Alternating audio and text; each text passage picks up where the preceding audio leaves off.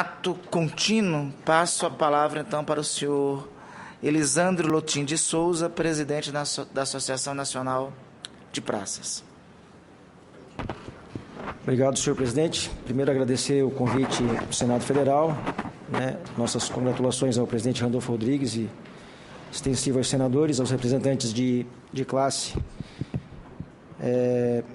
das entidades de policiais e bombeiros militares, e não só, também de todos os policiais do Brasil.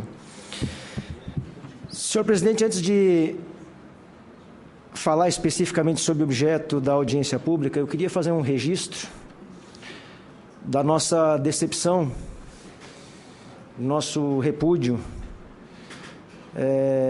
ao veto que tivemos conhecimento hoje do presidente do governo federal ao projeto de lei de anistia, que foi aprovado por esse Senado, foi aprovado na Câmara, que anistia todos os policiais e bombeiros militares do Brasil. Eram 11 estados, se não me falha a memória, e tivemos a informação hoje pela manhã que a presidente Dilma vetou o nosso projeto de lei. Esse projeto de lei, que foi, enfim, passou por todas as comissões da Casa, ele anistiava policiais e bombeiros militares que lutavam por salário, por respeito, por dignidade, por condições de trabalho.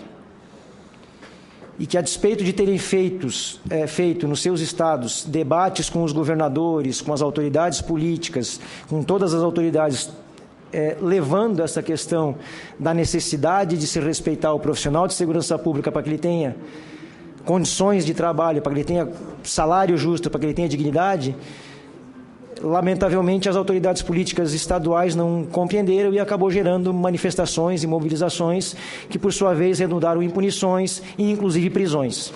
Então, policiais e bombeiros militares estavam sendo presos e foram presos porque reivindicaram condições de trabalho, porque reivindicaram salário. Somos a única categoria subcidadã no Brasil. A nós não é dado os direitos garantidos na Constituição da República Federativa do Brasil. Policial e bombeiro militar ainda é subcidadão. E o que mais me entristece, senhor presidente, e aí eu evito fazer um debate político-partidário, mas inevitavelmente eu tenho que fazer numa situação dessa, é que esse veto veio de um governo federal que, na sua gênese, ensinou os trabalhadores do Brasil a se manifestarem. Esse veto veio de um governo federal que nos ensinou a fazer mobilização, que no passado, inclusive, incentivou a mobilização. E, especificamente no caso da Bahia, em 2001, o atual ministro da Casa Civil ajudou na mobilização da Bahia, que foi feita em 2001. E aí, em 2012, quando ele era governador, ele repeliu o mesmo movimento que ele ajudou a fazer. O desrespeito para com os praças da polícia e do bombeiro militar, que são 75% dos trabalhadores da segurança pública, precisa acabar nesse país. É preciso que nos tratem como profissionais e como trabalhadores e como cidadãos. Enquanto as autoridades não fizerem isso, independente de questões político-partidárias, discutir qualquer tipo de mudança na segurança pública é utopia. Porque, com todo respeito às outras categorias que estão aqui, quem está na ponta, lá na rua, atendendo a ocorrência todo dia, 24 horas por dia, é o cabo, é o soldado, é o sargento e é o subtenente.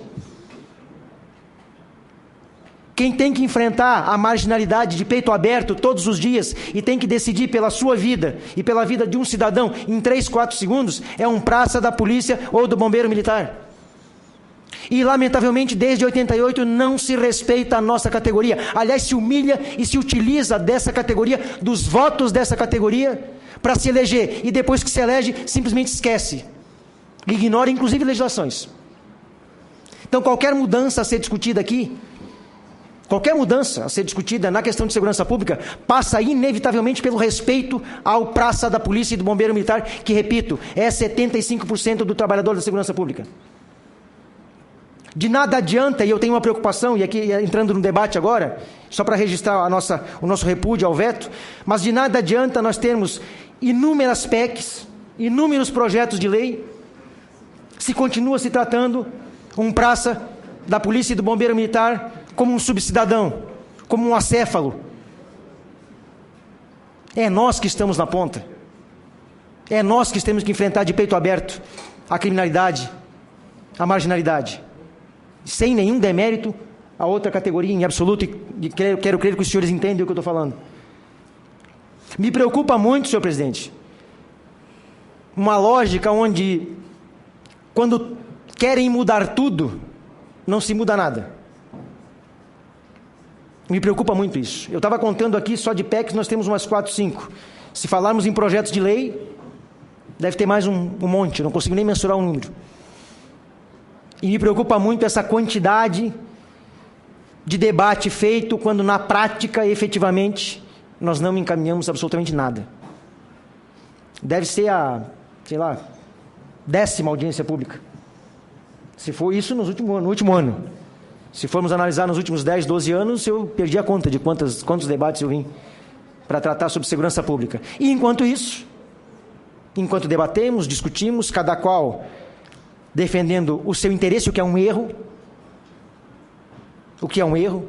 porque é preciso crescer nisso também, em todas as categorias, crescer nisso também, de pensar a segurança pública na ponta para a sociedade, que é ela que nos paga.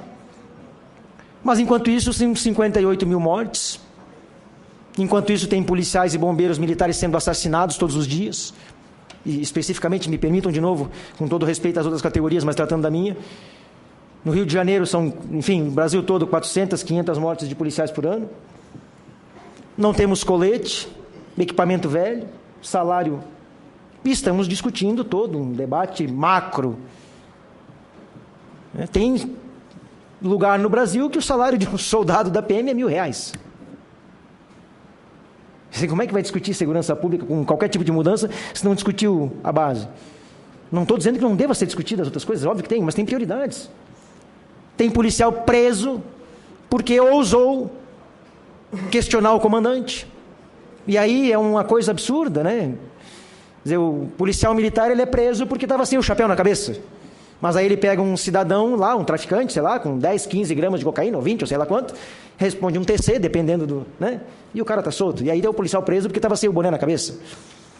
Falar em direitos humanos para a polícia militar? Como é que vai falar em direitos humanos para a polícia militar, pelo amor de Deus? Que utopia é essa? Quando nem jornada de trabalho nós temos. Tem policiais trabalhando 300, 400 horas por mês. E se não trabalhar, se recusar, é preso, em flagrante por desobediência. Porque ainda estamos sob uma égide de um regime militar, respondendo ao Código Penal Militar, a regulamentos arcaicos da década de 60, 70, da época da ditadura, onde academias de polícia, infelizmente, ainda torturam fisicamente policiais militares na formação. E eu tenho exemplos claros disso. E já mudou. Está mudando, mas é muito lentamente ainda. Santa Catarina, que é um estado que se falou que tem evoluído, mas ainda perpetua-se isso.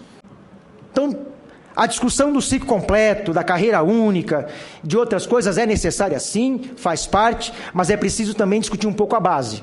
E se não houver respeito aos 75% dos trabalhadores de segurança pública do Brasil, policiais e bombeiros militares, é utopia qualquer outro tipo de coisa.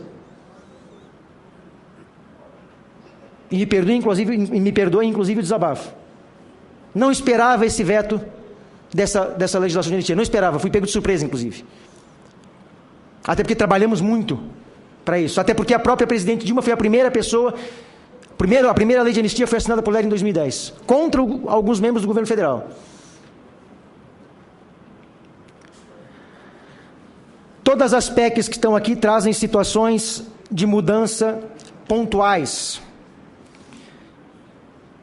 na questão de segurança pública. Agora, tem questões que são muito mais pragmáticas e necessárias para uma mudança efetiva. A questão do ciclo completo que a ANASPRA defende, ela perpassa necessariamente pela carreira única, ela perpassa necessariamente por jornada de trabalho. É inadmissível ter trabalhador de segurança pública hoje com 300, 400 horas por mês sem receber hora extra. Ela perpassa pela desvinculação do Exército para que tenhamos uma polícia cidadã efetiva e não só no nome, porque não adianta falar em polícia cidadã se lá na base ainda existe tudo aquilo que eu falei. Defendemos sim a carreira única, defendemos o ingresso único, defendemos a desvinculação das polícias militares, do bombeiros militares do Exército e o ciclo completo.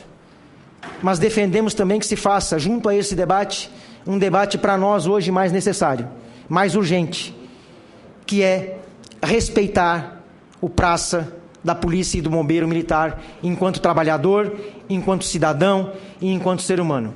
Pois se nada for feito nessa questão, qualquer outro debate é utópico e ilógico, inclusive. Não adianta dizer para nós, policiais e bombeiros militares do Brasil, respeitem os direitos humanos, se ainda continuam humilhando e vilipendiando os trabalhadores em seus direitos mais básicos, que é garantido a qualquer trabalhador do Brasil, como, por exemplo, jornada de trabalho e respeito a todos os outros direitos inerentes a qualquer trabalhador.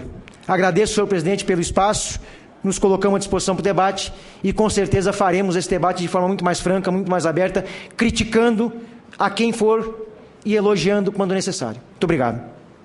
Obrigado, senhor Lisandro. Obrigado, senhor Lisandro. Representando aqui a Associação Nacional de Praças. Tenho prazer, então, ato seguinte de passar a palavra para o Dr. Marcos Leôncio de Souza Ribeiro, presidente da Associação dos Delegados da Polícia Federal. Dr. Marcos Leôncio, fique à vontade.